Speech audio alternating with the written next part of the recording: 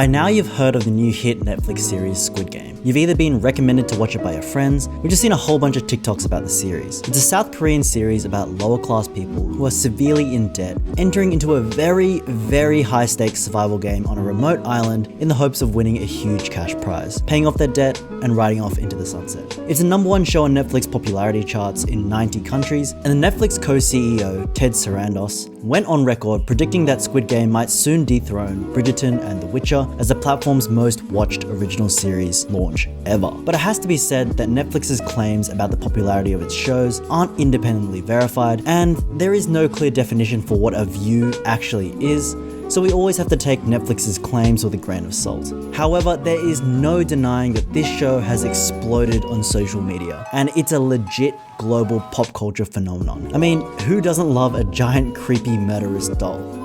But what is it about this simple concept that has created this global obsession? Before we continue, there may be some spoilers ahead for Squid Game, so you have been warned. Simplicity and relatability. The series is rooted in an extreme competition where the participants simply play a kid's game. And if you win, you move on to the next stage, and if you lose, you die. This idea seems to reflect our modern capitalist society, except obviously it's dialed up to the absolute limit, where victory is complete financial freedom and loss is brutal death. It parallels the game of life essentially, where people compete and squabble for jobs and opportunities, they form tribes to consolidate their power, and sometimes they step on each other to get what they want. But the show goes an extra step. It goes beyond just the game. It shows us the people in the red suits enforcing the game are also powerless and forced to be there, who when considered as a single entity and in a group, they hold power. But we see individually that they are as powerless as the participants. And then we have the VIPs, the people that sit above it all and watch the competition without having to lift a finger themselves. They're the people that aren't in the game. They just have so much wealth that they sit above it and just get to watch the people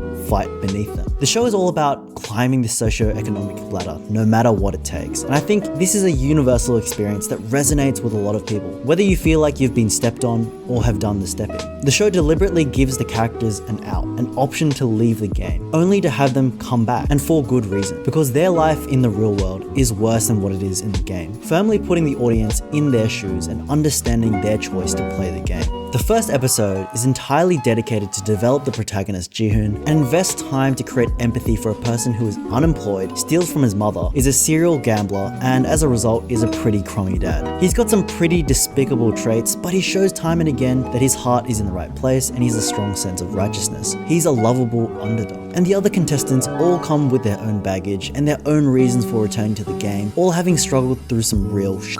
And that just makes it easy to root for them. The games are also fairly simple and easy, so the viewers can focus on each character rather than working out the complex rules of the game. And this simplicity also allows you to put yourself in the game and strategize about what you would do if you were in those circumstances and if you would have fared better than the contestants. And also for foreign viewers, it gave an insight into South Korean culture, and it prompts you to compare the games to games that you played in your childhood. I definitely didn't play the Squid Game, but I definitely was playing games like Bull Rush and Cops and Robbers, all with a similar concept: fresh content. Hollywood is pumping out endless remakes, spin-offs, and superhero films. You've got Marvel releasing a new TV series all the damn time. You've got Venom, Shang-Chi, and James Bond in the cinema. And while yes, I'll still watch all that stuff, there's a bit of fatigue, and people are looking for content that is new and different. Creative original stories are not being found in big franchise productions, and interestingly, Netflix has looked for this overseas. Netflix has seen previous non-English content successes like the French series Lupin, and the Spanish series Money Heist and Elite, and the German series Dark. While I don't expect there'll be a big shift away from the recycling of existing IP in the entertainment content space, shows like Squid Game can and have cut through the noise, and with an interesting and fresh premise, it's just so easy for people to recommend it to others.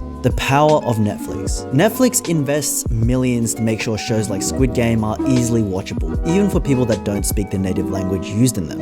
Netflix offers subtitles in 37 languages and dubs its shows in 34, far more than any other major streaming platform. And I know, dubbed versions always suck, and you're all purists out there that would read the subtitles and just go with the original language, but there are subscribers that don't have the patience for subtitles or want to put the show on in the background and not have to read the whole time. And now they're just more likely to invest in a foreign series. And of course, it's Netflix. The fact that one day they can just pop a brand new show in front of their hundreds of millions of subscribers, giving them access to it in just one click. It's just so extremely powerful. When someone texts you, have you seen Squid Game? You don't go on to YouTube and watch a trailer and work out if you like it, and then go find a session at the theater and drive there and park and buy popcorn and sit down and watch those ads. You literally just open the app and bam, you're binging the whole season. Objectively, Squid Game isn't the best show ever created. It's a very good show, don't get me wrong. It's got a very captivating premise, vibrant set and costume designs. I mean, who doesn't love those green tracksuits? And it's got diverse and good-looking characters you can root for. But its success isn't necessarily linked to the quality of the show. It was its universal themes of struggle and power distilled into simple children's games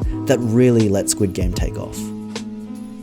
Thank you guys for watching the video. Be sure to hit that like button and don't forget to subscribe and check out some of my other videos. What did you guys think of Squid Game? Did you agree with my take on its success? Do you want to see another season? I'd love to hear your thoughts in the comment section down below. As always, thank you guys all again for tuning in, and I'll catch you all in the next video.